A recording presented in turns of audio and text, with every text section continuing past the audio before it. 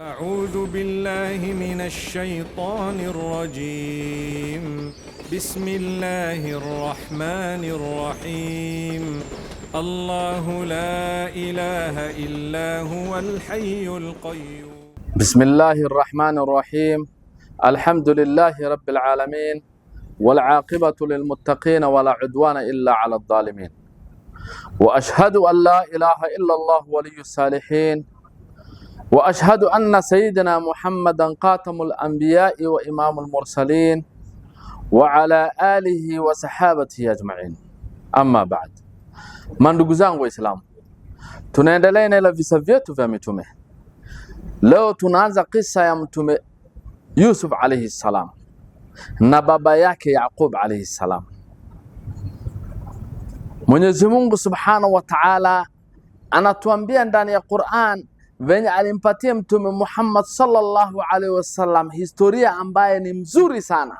Mwenyezi Mungu Subhanahu wa Ta'ala anasema, nahnu naqussu alayka ahsana alqasas bima uhayna ilayka hadha alquran. Anaambia mtume Muhammad sallallahu alaihi wasallam ya kwamba nitakusimulia simulizi ambaye ni nzuri kabisa, ambaye nitakufunulia ndani ya Qur'an. Allahu akbar. Wa in kunta min qablihi la min alghafilin, hakika kabla ya haya ulikuwa umeghafilika, haukuwa unajua kabla haya hiyo historia mtume Yusuf alayhi salam. Allahu akbar. Wale wana wa Israeli walikuja kumuuliza mtume Muhammad sallallahu alayhi wasallam ya kwamba kama anajua historia mtume Yusuf alayhi salam. Walikuwa wameongeza mambo mingi ndani ya historia mtume Yusuf alayhi salam. Walikuwa wanaanza kusema uongo ya hali ya juu mingi sana, wakiwa wanaongea juu ya mtume Yusuf alayhi salam, Joseph. Lakini Mwenyezi Mungu anamwambia mtume Muhammad sallallahu alaihi wasallam, nitakupatia simulizi ya ukweli, nitakupatia historia ya ukweli ya Yusuf alayhi salam. Yusuf alikuwa ni kijana mdogo na alikuwa na baba yake. Baba yake alikuwa amewazaa watoto 12. Yeye ndiyo anaitwa Yaqub alayhi salam na jina lingine anaitwa Israel. Allahu akbar. Mwenyezi Mungu anatuambia ndani ya Qur'an, illa ma harrama Israilu ala nafsihi. Mwenyezi Mungu anasema kila chakula ilikuwa ni halal kwa wana wa Israeli, isipokuwa ile Israeli mwenyewe aliharamisha kwa nafsi yake. Sasa hiyo Israeli ni nani? Huyo Israeli mtume Yaqub alayhi salam. Alikuwa amezaa watoto 12. Hawa ndio walikuwa kabila 12 ya wana wa Israeli, ilitokana na mtume Yaqub alayhi salam. Allahu akbar. Baada hiyo siku moja Yusuf alayhi salam, asubuhi jua limechomoza, Yusuf alayhi salam akaamka akiwa na furaha, akamkujia baba yake akamwambia, ewe babangu mpenzi, kuna kitu nimeota jana usiku. Allahu akbar. idh qala Yusufu li abihi ya abati inni ra'aytu 11 kawkaban wash-shamsa wal-qamara ra'aytuhum li sajidin. Allahu akbar. Yusuf alayhi salam wakati ile alikujia baba yake mpenzi, akamwambia, ewe baba yangu, jana usiku nimeota ndoto ya kwamba nyota 11 na jua na mwezi wote wakiwa wananisujudia. Allahu akbar. Wote wakiwa wananipatia respect ya hali ya juu, wakiwa wananisujudia. Ndio baba yangu nimeota. Baba yake akafurahi, baba yake uso yake ikabadilika, akaanza kucheka, akaanza kufurahi, akajua ile dua ya mtume Ibrahim alayhi salam. Mtume Ibrahim alayhi salam aliomba Mwenyezi Mungu, qala wa min dhurriyati, kila wakati anaambia Mwenyezi Mungu, je, watoto wangu, je ya Allah, weka utume katika watoto yangu ya Allah, waongoe katika njia iliyonyooka watoto wangu ya Allah. Mtume Ibrahim alayhi salam, Khalilullah, rafiki ya Mwenyezi Mungu, alikuwa anarudia hiyo. Sasa Yaqub alayhi salam alifurahi kwamba sasa kijana wake anataka kutunikua utume. Allahu akbar. Yaqub alayhi salam akaambia nini kijana wake? Qala ya bunayya la taqsus ru'yaka ala ikhwatik. Allahu akbar. Ewe mwanangu, usijaribu kuwapatia ama kuwasimulia mandugu zako, nduguze ambao wale wengine wote, usijaribu kuwaambia hii historia yako, hii ndoto ambayo umeota, usijaribu kuambia. Fayakidu laka kaida, hakika watapanga vitimbi kwako, watakufanyia vitimbi ya hali ya juu. Usijaribu kuambia ndoto yako. Allahu akbar. Usiwaambie ile jambo ambayo umepata. Ndo Mtume Muhammad sallallahu alaihi wasallam alisema nini? Ista'inu ala qada'i hawaijikum bilkitman, hakika msijaribu kutaja siri zenu, ambaye ile mambo Mwenyezi Mungu anapatia neema, ambaye Mwenyezi Mungu anapatia, msijaribu kusemesema kwa watu, msianze kusemezana kwa watu. Fa inna kullu dhi ni'matin mahsud, kila neema ikano husda ndani, ikano uhasidi ndani. Watu wataanza kukuonea wivu, watu wataanza kukuletea shida. Sasa usijaribu kuambia watu mambo yako, usijaribu kuzunguka naye. Ndio Mtume Yaqub alayhi salam anaambia kijana yake Yusuf, usiwaambie watu venye ile ndoto ambayo umeota, kwa sababu ndoto yako ni ndoto mzuri. Inna shaytana lilinsani aduwwun mubin, akasema shaitani ni adui ambaye ni dhahiri kwa wanadamu, kwa sababu shaitani ataanza kuingia ndani yao, shaitani ataanza kuwapelekea fitina, mara mwisho watakuja kukufanyia vitimbi. Usiwaambie. Wakadhalika yajtabika rabbuka wa yuallimuka min ta'wil alahadith, hivyo ndio Mwenyezi Mungu amekuchagua. Sasa wewe utakuja kuwa mtume. Yaqub alayhi salam amefurahi kijana yake amechaguliwa kuwa mtume. Allahu akbar. Na Mwenyezi Mungu atakuja kufunza venye utatafsiri mandoto. Allahu akbar. Tena Mwenyezi Mungu atakuachia hapo, wa yutimmu ni'matahu alayka wa ala ali Yaqub. Allahu akbar. Mwenyezi Mungu atatimiza neema zake juu yako. Allahu akbar. Anaambia hivyo kijana yake. Na katika ile family ya mtume Yaqub, kama atammaha ala abawayka min qabli Ibrahima wa Ishaq inna rabbaka alimun hakim. Akaanza kusema ya kwamba Mwenyezi Mungu tena hivyo ndivyo aliwatimizia kina Ibrahim alayhi salam na kina Ishaq, aliwatunuka utume wakawa watume. Na Yaqub alayhi salam alikuwa ni mtume, na Yusuf alayhi salam akaja akakuwa mtume. Masahaba wengine walimkujia Mtume Muhammad sallallahu alayhi wasallam wakamwambia, ya Rasulullah, ni nani ambaye hakuna heshima zaidi? Ni nani katika hii duniani ni mtu ambaye ni bora kabisa na heshima yake ni hali ya juu? Mtume Muhammad sallallahu alaihi wasallam akasema, yule mtu ambaye anamuogopa Mwenyezi Mungu sana ndio akuna heshima sana. Wakamwambia, ya Rasulullah, tukuulize hiyo, tunakuuliza ni ukoo gani ambaye iko ndo the best, ndio iko na heshima? Ukoo ambaye anaheshimika ni ukoo gani? Sasa walikuwa wanataka waambiwe, sijui ni ukoo ya Quraysh, sijui ni ukoo fulani, sijui ni mtu fulani ndo ukoo yake ni mzuri, mtu fulani ndo ukoo yake iko hivi. Mtume Muhammad sallallahu alaihi wasallam akaambia, ile mtu alikuwa na ukoo ya ubora kabisa ni Mtume Yusuf alaihi salam. Mtume Yusuf alikuwa ni mtume. Baba yake Yaqub alaihi salam alikuwa Jacob, alikuwa ni mtume. Babu yake ambaye ni Isaac, ambaye ni Ishaq, alikuwa ni mtume. Na babu yake ya pili, great grandfather, ambaye ni Mtume Ibrahim alayhi salam, alikuwa ni mtume na alikuwa ni Khalilullah. Allahu akbar. Rafiki ya Mwenyezi Mungu subhanahu wa ta'ala. Ni nani ambaye akona ukoo bora kuliko hiyo? Hakuna. Mtume Yusuf alayhi salam alitimiziwa haki yake na akapatua, baba yake anamwambia utapatua utume. Sasa wale wana wa Israeli ambayo walikuwa na Mtume Muhammad sallallahu alaihi wasallam wanaanza kumuuliza swali, je, Yusuf alikuwa aje? Je, Yusuf alikuwa anafanya nini? Je, Yusuf alikuwa anashika nini? Laqad kana fi Yusuf wa ikhwatihi ayatun lisailin. Allahu akbar. Kwa hakika wallahi katika historia ya Yusuf na mandugu zake iko na ishara tosha kwa wale ambao wanaoulizia. Ndio Mtume Muhammad sallallahu alaihi wasallam alisema, yoyote ambaye akona huzuni asome suratul Yusuf, atoni ile huzuni ambayo Mtume Yusuf alaihi salam alipitia, itampitia tena hata yeye mwenyewe baadaye. Hiyo huzuni itakuja kujibilisha khairi akikuwa na subra mbele Mwenyezi Mungu subhanahu wa ta'ala. Sasa Mtume Yusuf alaihi salam alifanya nini? Baba yake alimwambia usiwaambie. Yusuf alaihi salam akaficha ile siri yake, lakini wale mandugu yake, kwa sababu Yusuf alayhi salam baba yake alikuwa ameoa wanawake wawili. Mwanamke wa kwanza alikuwa amemzalia vijana 10, Mwanamke wa pili ambaye alikuwa anaitwa Rachel alimzalia vijana wawili, alimzalia Yusuf alayhi salam na nduguye ambaye ni mdogo yake ambaye alikuwa anaitwa Benjamin. Sasa Yusuf alikuwa na jambo moja mzuri, ni gani?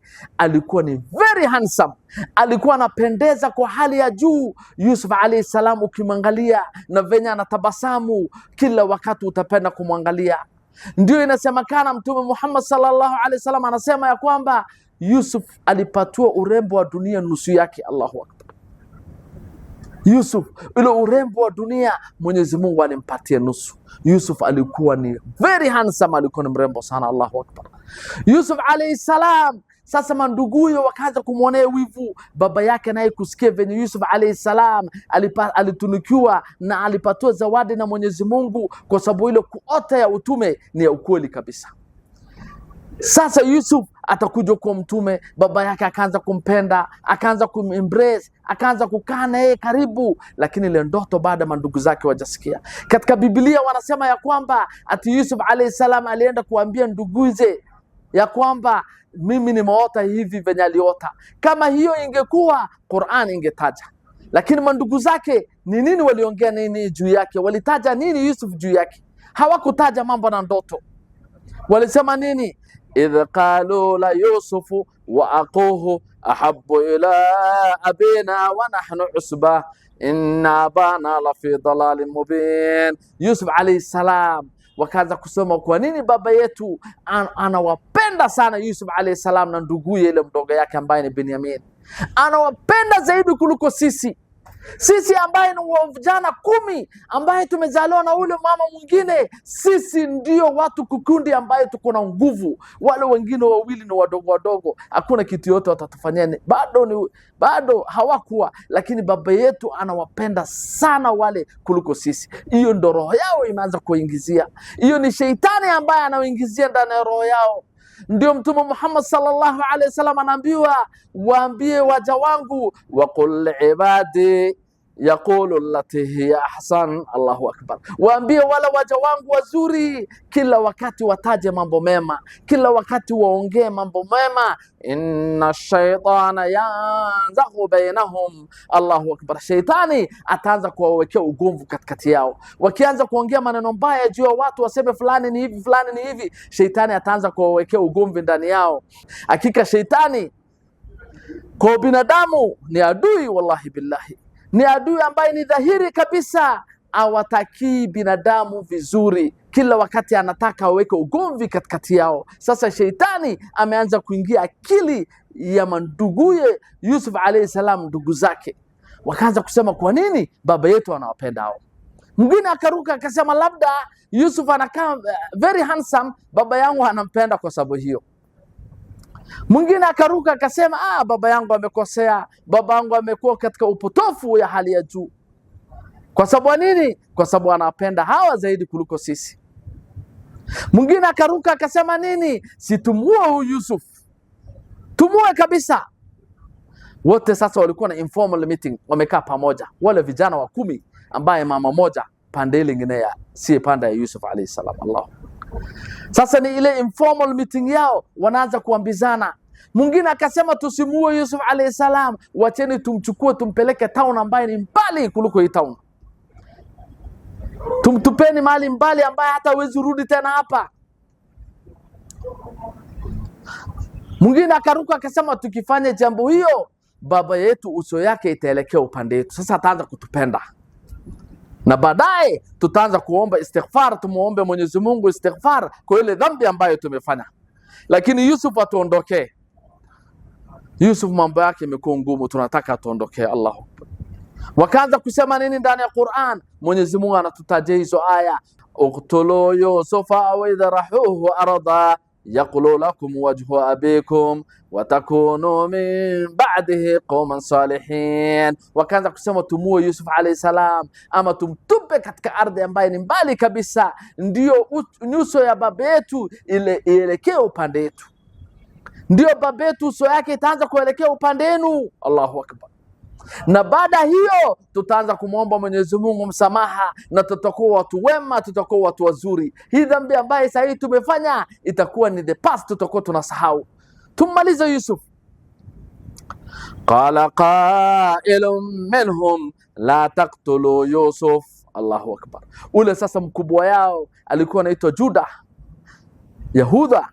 Juda akaanza kuambia nini? Alikuwa na akili mingi, akasema kama mnataka kufanya hii jambo msimuue Yusuf alayhi salam, la taqtulu Yusufa wa alquhu fi ghayabati aljub yaltaqidhu ba'du sayara in kuntum fa'ilin. Sasa kama mnataka kufanya hii jambo na ni sharti kwenu, lazima Yusuf, you get rid of Yusuf, mnataka mumtoe Yusuf katika baba yake na mumpeleke mbali, msimuue Yusuf alayhi salam. Chukueni yeye, endeni mtumbukizeni ndani ya kisima, mwangusheni mumtumbukize ndani ya kisima, ndio wale wasafiri katika barabarani wanapita wakuja wamchukue na wamnyakue, wamfanye slave na waende naye mbali. Allahu akbar, waende naye kabisa Yusuf alayhi salam. So kama ni sharti mufanye hiyo jambo, tufanyeni hivyo, lakini tusimue, tusiingie katika qatl, katika kuwa. Ijtanibu sab'a mubiqat. Rasul sallallahu alayhi wasallam anasema jichungeni na madhambi 7 ambayo ni kubwa kubwa, moja yao ni kuua nafsi. Allahu akbar, Mwenyezi Mungu atuchunge na hiyo. Sasa baada hiyo Mtume Yusuf alayhi salam wakampangia njama, wakataka sasa kumchukua. Sasa vipi wataenda kumchukua kwa baba yake, ambaye baba yake kila wakati anataka akae na Yusuf karibu yake, kila wakati anataka anakaa na Yusuf. Wakamwendea 2, 3, 4, 5, 10, wote wakamwendea baba yao. Allahu akbar. Wakamwambia nini baba yao? Qalu ya abana ma laka la ta'manna ala Yusufa wa inna lahu lanasihun. Ewe baba yetu, kwa nini usituamini na Yusuf? Una nini ya kutukataza kuwa na Yusuf pamoja? Si Yusuf ni ndugu yetu, kwa nini usituache tuwe pamoja na Yusuf? Na sisi ni watu ambaye tunamtakia khairi Yusuf alayhi salam, tutampatia nasaha ya hali ya juu. Arsilhu ma'ana yarta wa yal'ab wa inna lahu lahafidhun. Babetu, tutume pamoja nasi Yusuf alayhi salam, enda aale na sisi, aale kwa furaha na anacheza na sisi. Tuende naye huku nje, tuende tukule pamoja, tucheze pamoja, tufanye mambo yetu yote pamoja, na sisi tutakuwa tunamchunga Yusuf alayhi salam. Sisi ndo tutamhifadhi na tutamchunga Yusuf alayhi salam. Allahu akbar. Babao aliwajibu nini Yaqub alayhi salam? Yaqub alayhi salam alikuwa na huzuni, anasema nini? Qala inni la yahzununi an tadhhabu bihi. Allahu akbar. Akaanza kusema mimi nahuzunika sana, nina huzuni sana kwa nini kuenda na Yusuf alayhi salam. Allahu akbar. Wa aqafu an yaakulahu dhib. Allahu akbar. Na naogopa asije mbwa mwitu kumla, naogopa mbwa mwitu saa ile nyinyi mnacheza, wa antum anhu ghafilun, saa ile nyinyi mmeghafilika, mnacheza mnakimbia, mbwa mwitu anaweza kuja kumla Yusuf alayhi salam, na muogopea sana. Wanazuoni wengine wanasema mbwa mwitu alikuwa anamaanisha ni umoja yao. Mtume wa Mwenyezi Mungu alikuwa anaona ya kwamba hawa watu hawakuna roho mzuri. Allahu akbar. Lakini watoto wake bado. Sasa anaonesha mfano, hawa wamechukua ile maneno ya mbwa mwitu wakaweka kwa akili, wakasema nini? Qalu la in akalahu dhibu wa nahnu usba inna idhan la khasirun. Allahu akbar. Je, ikiwa mbwa mwitu itamla Yusuf alayhi salam na sisi ni kikundi ambaye tuko na nguvu na tuko wengi, je, Yusuf atakuliwa aje na mbwa mwitu? Haiwezekani. Wallahi, ikifanyika hivyo tutakuwa katika kasara ya hali ya juu. Sisi tutakasarika, hatuwezi kubali ndugu yetu ambaye mpendwa, ambaye tunampenda, ambaye tunamtakia khairi akuliwa na mbwa mwitu. Baba yetu haiwezekani. Sisi tutamchunga, sisi tutamweka katikati yetu, sisi tutakaa naye vizuri. Hakuna kitu chochote ambayo Yusuf alayhi salam itampata, tupatie tuenda naye baba yetu mpenzi. Baba yao akamwambia Yaqub, sawa, endene naye. Wakati ile sasa walitoka katika baba yao, wakatoka katika ile nyumba, wakasonga kidogo. Baba yao sasa hawaoni. Falamma dhahabu bihi wa ajma'u an yaj'aluhu fi ghayabati aljub. Allahu akbar. Sasa ile walienda na Yusuf alayhi salam, wakaanza sasa ndugu yao wengine wanaanza kumshika hivi, wanamwekea mkono kwa shingo, wanaanza kumnyonga. Yusuf anashangaa, anajiwachilia katika ile shingo ile moja, anakimbia kwa ile mwingine, ule mwingine tena anamsukuma, anakimbia kwa ile mwingine, ule mwingine anamgonga, anakimbia kwa ile mwingine, ule mwingine anamtukana, sasa wote wanatupiana. Yusuf anasema huyu anamtakia nini? Nizuie huyu ndugu yangu. Ule tena ule sasa anamwendea, anataka kumuzia. Ule sasa anaanza kumfanyia mabaya. Yusuf tena anatorokea ule mwingine, ule mwingine anamfanyia mabaya. Anatorokea ule mwingine, wakiwa wanatembea katika ile barabara. Wakampeleka Yusuf. Wakakubaliana ya kwamba wote watamtumbukiza Yusuf alayhi salam ndani ile kisima. Wakafika katika ile kisima. Wakamshika Yusuf alayhi salam na nguvu. Yusuf analia, anasema ndugu zangu mnanitakia nini? Nimewakosea nini? Wakamshika na nguvu, wakamfunga mkono, wakamtumbukiza ndani ile maji. Kwa bahati mzuri ya Mwenyezi Mungu Subhanahu wa Ta'ala, Yusuf alayhi salam hakugonga mawe ama hakugonga jambo yote. Venye ile kisima alienda, akaanguka ndani ile maji mara moja. Yusuf akatumbukia ndani ile maji, akajaribu kuzama ndani ile maji, lakini Yusuf akaogolea, akashika mawe fulani, akadandia ile mawe, akakanyanga juu ile mawe, akakaa juu ile mawe. Yusuf alayhi salam ako ndani ya kisima, huko ndani kabisa, mali giza, hakuna kitu chochote anaona. Mandugu zake ndio walimfanyia hivyo, walimwangusha ndani ile kisima. Allahu akbar. Wa auhayna ilayhi latunabbi'annahum biamrihim hadha wa hum la yash'urun. Mwenyezi Mungu anasema tukamfunulia Yusuf alayhi salam ya kwamba utakuja kuwakumbusha hii jambo ambaye mandugu zako wamekutendea, utakuja kuwakumbusha baadaye. Yusuf alayhi salam wakiwa hawakutambui, hawatakutambua wewe ni Yusuf, lakini wewe utakuja kuwakumbusha ile jambo ambaye leo wamekufanyia, kwa sababu Yusuf alayhi salam alikuwa ndani ya giza, ndani ile shimo ya kisima, tena ikawa ni usiku, akawa ndani ile giza. Roho yake ikaanza kuwa na uoga, akaanza kuwa na hofu, akaanza kuogopa. Lakini Mwenyezi Mungu Subhanahu wa Ta'ala alimletea picha ambaye ya baba yake akiwa anacheka na mwangalia, akaanza roho yake ikaanza kusikia mzuri. Ndio Mwenyezi Mungu akamfunulia ya kwamba usiogope Yusuf, sisi tu pamoja na wewe. Allahu akbar. Siogope, hawa mandugu yako wamekukosea hivi, utakuja kuwakumbusha siku moja venye wamekukosea. Usijali Yusuf alayhi salam. Yusuf alikaa siku ngapi ndani ile kisima? Si siku moja, si siku mbili, alikaa siku 3 ndani ile kisima. Wale mandugu zake wakakaa mpaka jioni kuongojea ile giza, kuangalia kama Yusuf anaweza toka ndani ile shimo. Wakaona Yusuf hawezi toka ndani ile shimo. Sasa ile ilifika giza saa 1, jua inaenda kuanguka, wakatoka wakaenda mpaka kwa baba yao. Wakiwa wanafanya nini? Waja'u abahum isha'an yabkun, wakaja kwa baba yao usiku saa 2. Saa ile jua tu imeanguka hivi, ile usiku haijaingia giza sana, saa 2 hivi ama saa 3 ama saa 1, wakakuja kwa baba yao wakiwa wanalia machozi, wakiwa wanalia kwa hali ya juu. Subhanallah, wanalia. Baba yao anashangaa, kwani nini imetokea? Wakiwa barabarani walifanya nini? Walichinja kondoo yao moja, wakachukua ile kanzu ya Mtume Yusuf alayhi salam, kwa sababu saa ile walikuwa wanamtumbukiza ndani ile maji, walibakisha ile kanzu yake. Wakachukua ile kanzu, wakapaka damu ya ile kondoo.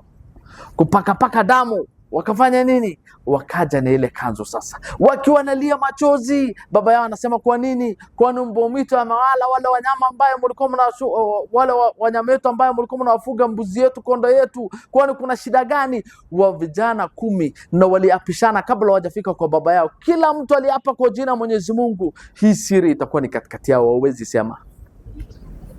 Kila mmoja wao alichukua nadhiri ya kwamba hii ni siri katikati ya wale vijana 10 ambaye walimpeleka Mtume Yusuf alayhi salam kwa muangusha, kumtumbukiza ndani ile kisima.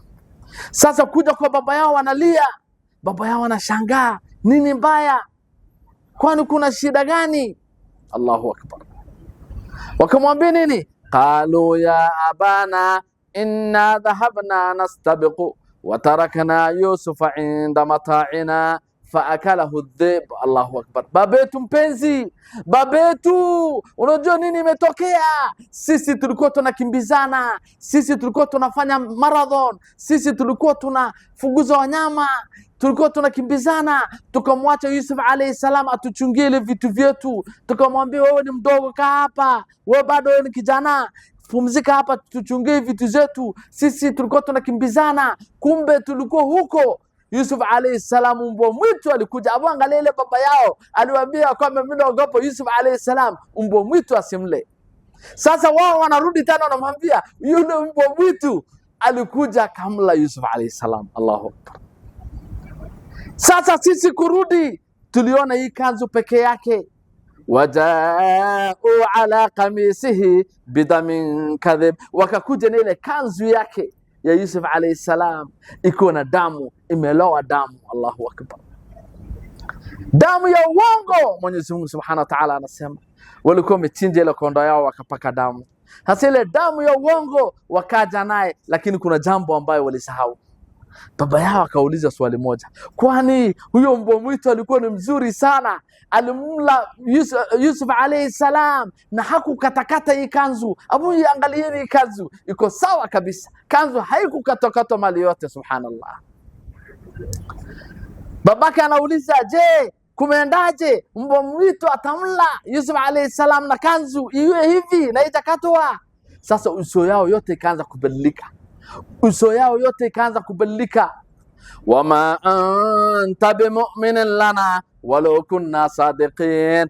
Baba yetu, hata tukikwambia ukweli wewe huwezi kutuamini, wewe huwezi kutuamini. Wanaambia baba yao, sisi tunakuambia ukweli, lakini wewe ile kutuamini sisi inakuwa ni ngumu. Sisi tunakuwa pia. Baba yao akaanza kusemezana na wao, akamwambia, niambieni ukweli, Yusuf ako wapi? Mulimwacha Yusuf wapi? Huyu Yusuf hajakuliwa na mbwa mwitu, mulimwacha wapi? Wakaanza kumwapia kwa jina Mwenyezi Mungu ya kwamba Yusuf alikuliwa na mbwa mwitu. Baba akajibu nini? Qala bal sawalat lakum anfusukum amran fasabrun jamil. Baba yao akaambia, roho yenu imeshawishiwa nini mufanye kitendo ambaye ni mbaya. Kuna kitendo fulani ambaye mumefanya katika roho yenu ambaye imeshawishi vibaya, lakini mimi nawaambia jambo moja, subira ndiyo njema. Mimi nitakuwa na subra. Wallahu almusta'anu ala ma tasifun. Wallahi na kuapia jina Mwenyezi Mungu, mimi nitaomba Mwenyezi Mungu peke yake kwa hii jambo ambaye nini mumefanya. Mimi namuomba Mwenyezi Mungu Subhanahu wa Ta'ala peke yake. Allahu akbar.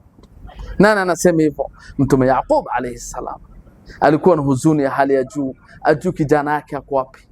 Sasa tuangalie upande mwingine nini happen. Wajaat sayaratun faarsalu waridahum faadla dalwa. Allahu akbar. Baada siku 3 kuna wasafiri ambao wamekuja wanatembea. Sasa wakafika karibu caravan, wakafika karibu na ile kisima. Wakamwambia mmoja wao, yule mtu mmoja wao anaendanga anachota maji katika ile kisima, enda tuchotee maji. Ule mmoja akaondoka akaenda akatumbukiza ndoo ndani ile kisima. Allahu akbar. Kutumbukiza ndoo ndani ile kisima, Yusuf alayhi salam akashikilia ile ndoo. Jamaa anafanya hivi, anaona ile ndoo itoki, anafanya hivi ile ndoo itoki. Akafanya nini? Akaangalia vizuri ndani ile shimo, kuangalia vizuri akaona kuna kijana ndani ile shimo. Allahu akbar. Qala ya bushra hadha ghulam. Akaanza kuambia wale wengine, bishara, tunafurahia sana, tumepata zawadi, kuna khairi inshallah, kuna khairi hapa, kujeni muone hapa yumo ndani ya hii kisima, yumo mvulana ndani ya hii kisima. Allahu akbar. Kujeni muone. Wale wengine wote wakakuja, wale sasa walikuwa naenda naye safari ile caravan, wakaja wakamwangalia, wakasaidiana sasa kumtoa. In the process ile wanamtoa Yusuf alayhi salam, ndugu yake walikuwa napendanga kurudingi katika ile mahali kuangalia kama Yusuf atatoka kurudi nyumbani, because sasa washaambia mzee ya kwamba Yusuf amekufa, Yusuf amekuliwa na mbwa mwitu. Sasa kila siku wanaogopa Yusuf atolewe nje, Yusuf arudi nyumbani, na wamedanganya baba yao. Sasa kila siku wanarudi pale, ile siku 3 yote Sasa siku ya mwisho, sasa vile Yusuf alayhi salam anatolewa nje, wao wakakuja mbio wakisema ndio, kijana sisi hata sisi tumemwona, mnataka kumchukua. Allahu akbar. Wale watu wake wakaambia nini? Sasa mnatakaje? Kijana ako very handsome, angalieni venye ako smart, sisi tunataka mtupatie pesa. Na waliuliza thamani ambaye ni ndogo kabisa, thamani ambaye ni duni kabisa. Mwenyezi Mungu Subhanahu wa Ta'ala anasema waliulizia, washarawhu bithamanin baksin darahima ma'duda, wakaanza kuulizia thamani ambaye ni duni kabisa, ambaye ni akali ya pesa, ambaye ni ndogo. Ni shilingi ngapi ambao walimchukulia kumuuza Mtume Yusuf alayhi salam? Dirham 20 peke yake ndio walichukua kumuuza Mtume Yusuf alayhi salam. Wakanu fihi min az-zahidin, na hawakuwa na mhitaji Yusuf alayhi salam, hata walikuwa wanataka ziada, walikuwa wanataka tu hao watu wamchukue na waende naye. Wala watu walikuwa wanatoka upande wa Madian wakielekea Misri, Egypt. Sasa wakachukua Mtume Yusuf alayhi salam wampeleka ardhi ambayo ni mbali. Wa asarruhu bidaa, sasa wale ambao walipatiwa wale caravan wakaanza kumficha Yusuf alayhi salam, kwanza kumficha haji ili awe bidhaa kwao waende kumuuza. Wakaanza kumficha, ni kama sasa wewe umepatiwa simu ambaye si yako, simu umeokota tu mahali, unaanza kuchukua, unaanza kuficha. Sasa wewe utakuwa ni mwizi. Au wakaanza kumficha Yusuf alayhi salam ili akuwe bidhaa yao, ili waende kumuuza Yusuf alayhi salam. Allahu akbar. Wakaenda naye, wallahu alimun bima ya'malun. Mwenyezi Mungu anasema sisi wallahi tuko mjuzi sana kwa yale ambaye hao watu walikuwa wanayatenda, mandugu ya Yusuf wenye walimkosea Yusuf alayhi salam. Wallahi sisi tuko na ujuzi, sisi tunaona venye wanamtendea ndugu yao Yusuf alayhi salam. Yusuf alayhi salam akachukuliwa akafungwa mkono na mguu, wakaanza kumfunga mnyororo mkono na mguu. Yusuf sasa akawa ni bidhaa, akawa ni slave, wanaenda wanamuuza Misri. Wakafika naye mpaka kwa Misri. Yusuf alayhi salam alikuwa ni very handsome, alikuwa ni anapendeza katika sura sana, na alikuwa na roho safi. Ile roho safi yake mpaka sura yake ilikuwa na ngara. Yusuf alayhi salam, hakuna binadamu kama yeye kufika katika ile Misri. Town mzima wakaambizana ya kwamba kuna mwanaume ambaye kijana ameletwa very very handsome, hajawahi onekana mfano yake. Sasa kila mtu anaanza kushindana kumnunua Yusuf alayhi salam. Wale mandugu zake walimuuzia shilingi 20, lakini wale walimchukua wanaanza kusema bargaining power ya bei ya juu. Sasa who is who ya ile town wakakuja, wale matajiri katika ile town. Moja anasema mimi nalipa 1000 dirham, 5000 dirham, 10,000 dirham. Wanashindana nani akashinda. Nani alimshinda Yusuf alayhi salam? Kuna jamaa anaitwa Aziz. Jamaa alikuwa ni waziri wa Misri wakati hiyo, na hakuwa ni waziri ya kawaida, alikuwa ni waziri ya fedha. Yeye ndio alikuwa anashika pande ya pesa tasa kwa mkono yake. Akafanya nini? Bibi yake hakuwa na mtoto. Bibi yake alikuwa ni mrembo sana, lakini hakuwa na mtoto. Akafanya nini? Akamnunua Yusuf alayhi salam na thamani ya hali ya juu kabisa. Waqala alladhi ishtarahu min Misr, yule ambaye alimnunua katika Misri, yule Aziz sasa akampeleka mpaka kwake kwa mkewe. Nyumba yake ilikuwa ni kasri ya hali ya juu, nyumba kubwa, nyumba smart ya hali ya juu. Allahu akbar. Kumpeleka nyumbani pale, limraatihi akrimi mathwahu asa an yanfa'ana au natakhidahu walada. Akamwendea mkewe, akamwambia mke wangu, mtengenezee mahali ya heshima huyu mtengenezee mahali mzuri pa kukaa. Huyu kijana ambaye tumempata Yusuf alayhi salam, wakati hiyo alikuwa miaka kama 15, kijana ambaye sasa hiyo anakuja vizuri barubaru. Yusuf alayhi salam, huyo jamaa akamwambia yule waziri, akasema mtafutieni mahali pazuri pa kukaa. Huenda Yusuf alayhi salam, huenda atafanya nini? Atatufaa sisi baadaye. Huyu kijana huyu anaweza kutufaa, ama sisi hatujamzaa mtoto yoyote, sisi hatujamzaa mtoto yoyote, tunaweza mfanya Yusuf alayhi salam kuwa mwanawetu, tunaweza mfanya awe mwanetu. Huyu kijana mpe mahali pazuri pa kukaa. Yusuf alayhi salam akapatiwa mahali pazuri pa kukaa. Allahu akbar. Mwenyezi Mungu akasema hivyo ndivyo tulivyomweka katika nchi. tukamweka vizuri, akatoka katika ile badia, katika ile mahali ambaye alikuwa, akaja mahali ambaye ni mzuri, ni mahali ambaye ni kasri, mahali mzuri ya kukaa. Wallahu ghalibun ala amri, Mwenyezi Mungu anasema kila wakati Mwenyezi Mungu ndio akona uwezo, akona nguvu kwa amri yake. Walakinna akthara an-nasi la ya'lamun, hakika watu wengi hawafahamu hiyo jambo. Allah, watu wengi hajui ya kwamba Mwenyezi Mungu Subhanahu wa Ta'ala tu ndio anaweza kufanya ushinde. Kila wakati Mwenyezi Mungu lazima usimame na Allah Subhanahu wa Ta'ala, Mungu atakufanya ufaulu kutoka hii mali na upeleko mali nyingine. Sasa mtume Yusuf alayhi salam alienda akawekwa mali mzuri, mali ambaye ni tamu. Allahu akbar. Baada ya muda akakaa, watu wanatoka mbali kuja kumwangalia mtume Yusuf alayhi salam. Watu wanashangaa katika ile nyumba ya ile Aziz, katika ile minister kwake, watu ni very busy. Watu wanatoka katika countryside, wanaambiwa kuna creatures, kuna binadamu ambaye hakai kama binadamu ya kawaida. He is very handsome kupita kiasi. Allahu akbar. Wanakuja kumwangalia kila mtu, wanakuja kuona Yusuf alayhi salam. Sasa kuna ile mwanamke ambaye alikuwa amemweka kama mtoto yake mara kwanza, lakini anaona watu wanakuja kuangalia kila siku, anaongea na Yusuf. Yusuf akona ustaarabu ya hali ya juu, Yusuf akona tabia mzuri ya hali ya juu, Yusuf anaongea maneno tamu ya hali ya juu. Kila mtu ile anakutana na Yusuf alayhi salam anaanza kumpenda. Allahu akbar. Mwenyezi Mungu anasema nini? Walamma balagha ashuddahu atainahu hukman wa ilma. Allahu akbar. Sasa ile Yusuf alayhi salam alifika utu mzima, akawa utu mzima, akawafika almost miaka 25. Wakati hiyo Mwenyezi Mungu Subhanahu wa Ta'ala anasema tukampa utume na tukampatia elimu. Allahu akbar. Hukumu na elimu. Allahu akbar. Yusuf alayhi salam akaanza kupata ile elimu, Mwenyezi Mungu Subhanahu wa Ta'ala alimpa. Allahu akbar. Yusuf alayhi salam anaanza kukumbuka baba yake, ako mahali raha, lakini anakumbuka baba yake Yaqub, anaanza kulia machozi.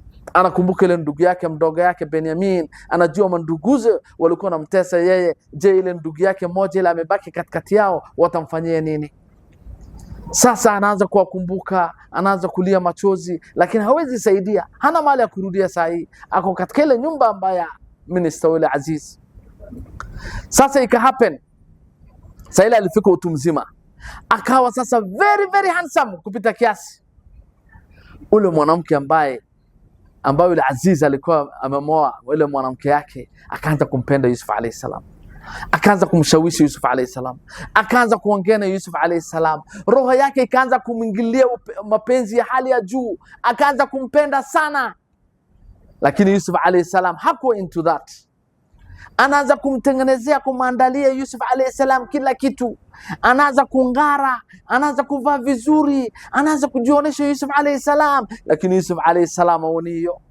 Aziz alikuwa mumwamini, ule minister alikuwa mumwamini mtume Yusuf alayhi salam, akamfanya the head of his house, ile nyumba yake. Sasa ile minister yuko, wale wafanyakazi wale kwa around, Yusuf alayhi salam ndio alikuwa kama mkubwa yao. Yeye ndo anatuma, yeye ndo anafanya nini, yeye ndo ako nyumbani, yeye ndo anachunga kila kitu, ako katika ile nyumba nini. Sasa huyu mwanamke ambaye ni mrembo anamwangalia Yusuf alayhi salam. Yusuf ndo anazunguka ndani ile nyumba. Yusuf alikuwa ni very handsome, akaanza kumpenda. Usiku halali, mchana halali, anaanza kumpenda kupita kiasi. Ndio Mwenyezi Mungu Subhanahu wa Ta'ala anatuambia ndani ya Qur'an, warawadatu allati huwa fi baytiha an nafsi وقلقت الابواب وقالت هيت لك. الله اكبر. yule ambaye bibi ambaye Yusuf alayhi salam alikuwa kwake, ile Yusuf alayhi salam alikuwa anakaa kwake, alianza kumtamani Yusuf alayhi salam kinyume cha nafsi yake. Yusuf alayhi salam hakuwa anamtaka, lakini hiyo bibi alimtamani Yusuf kupita kiasi. Akaenda akafunga mlango. Sasa ile Yusuf alayhi salam alipitia all the avenues, alipita kila kona, ameanza kujionesha, amefanya jambo yote, amemvuta Yusuf venye anataka kumvuta kwa pole, ndo Yusuf amkubali. Yusuf sasa ile alikataa, akaamua sasa kutumia nguvu. Akaenda akafunga mlango, akajiweka vizuri, akangara, akavaa nguo mzuri, akajiweka uso wake vizuri, akamwambia Yusuf, hey talaka, kuja sasa Yusuf, kuja tufanye jambo. Subhanallah. Yusuf alayhi salam alimwambia nini? Qala ma'adallah, Allahu akbar, mimi najikinga na Mwenyezi Mungu subhanahu wa ta'ala, nasema a'udhu billah. Wallahi, wale ambayo watakaa chini ya ile shadow ya Allah subhanahu wa ta'ala, wallahi billahi, ni ule mtu ambaye ni mwanamke ambaye ako na pesa, ni mwanamke ambaye ametoka katika familia ya juu, mwanamke ambaye ni mrembo, anamuita anamwambia kuja tufanye mabaya, na anakataa. Mwenyezi Mungu anampatia, anakaa katika ile shadow ya Mwenyezi Mungu subhanahu wa ta'ala yaumul qiyama. Sasa ile hakuna shadow nyingine isipokuwa ile shadow ya Allah subhanahu wa ta'ala. Allahu akbar. Mwenyezi Mungu atufanye moja yao. Ndio Mtume Yusuf alayhi salam alisema anajikinga na Mwenyezi Mungu subhanahu wa ta'ala kwa ile jambo ambayo inoniita, innahu rabbi ahsana mathwaya, hakika bwana yako ameniweka makazi nzuri, ameniweka vizuri. Ule bwana yako ni bwana mzuri, ni bwana kuna heshima mingi. Allahu akbar. Siwezi mkosea, siwezi mfanyia mabaya, wallahi siwezi kubali nimkosee yule bwana yako na venye aliniweka vizuri. Allahu akbar. walaqad hammat bihi wa hamma biha laula an raa burhana rabbi. Mwenyezi Mungu anasema yule mwanamke alimtamani Yusuf sana, na Yusuf angelimtamani, Yusuf alayhi salam angelimtamani huyo mke, lakini ni kwa sababu ya Mwenyezi Mungu subhanahu wa ta'ala alimletea ishara yake. Mwenyezi Mungu ndo alikuwa anamchunga Yusuf alayhi salam, akamletea ile ishara yake mbele yake. Inasemekana ile ishara inaweza kuwa alimletea nyuso ya Mtume Yaqub alayhi salam mbele yake, akamwambia usijaribu kufanya mambo mabaya, na inaweza kuwa ni malaika ndio uso wake aliletoa, ama malaika ndio alimkujia Yusuf alayhi salam. Ni Mwenyezi Mungu peke yake na anajua ni nini Mungu alimtumania wakati hiyo. Kadhalika linasarafa anhu suu wal fahsha. Mwenyezi Mungu anasema hivyo ndivyo tulimchunga Yusuf alayhi salam kwa kufanya maovu na mabaya, tulimchunga na mabaya yote asifanya. Innahu min ibadina almukhlasin, hakika Yusuf alayhi salam alikuwa mmoja wapo ya waja wangu ambao wamesafishwa, wale wamechaguliwa Mwenyezi Mungu subhanahu wa ta'ala. Anasema Yusuf alikuwa amechaguliwa na Mwenyezi Mungu subhanahu wa ta'ala, na Mungu alikuwa anamchunga. Sasa Yusuf, ile mwanamke anataka kumshika na nguvu, ile mwanamke anamkimbilia, anataka amshika na nguvu. Yusuf akafanya nini? Yusuf akakimbia katika ile mlango. Wastabaqal baba wa qaddat qamisahu min dubur wa alfaya sayyidaha ladal bab. Allahu akbar. Yusuf alayhi salam akakimbilia katika ile, wote wawili wakakimbilia upande ya mlango. Baada kukimbilia upande ile mlango, Yusuf alayhi salam na ile mke sasa akamvuta Yusuf alayhi salam, waqaddat qamisuhu min dubrin, akaanza kumshika katika ile kanzu yake kutoka nyuma, pop, akakata ile kanzu yake Yusuf alayhi salam, kukata ile kanzu. Wa alfaya sayyidaha ladal bab, ile mlango alifungua hivi Yusuf akakuta ile bwana mbele yake. Allahu akbar. Sasa Yusuf atasema nini? Yusuf alayhi salam atasema nini? Ile bwana ametokea mbele yake na ile bibi anakimbia nyuma yake, wako pamoja, wamekutana katika ile mlango. Allahu akbar. Inshallah tutaendelea ile kisa kesho. Wa sallallahu wa sallama wa barik ala sayyidina Muhammad.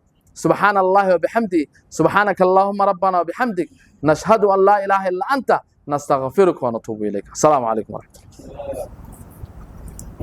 أعوذ بالله من الشيطان الرجيم. بسم الله الرحمن الرحيم.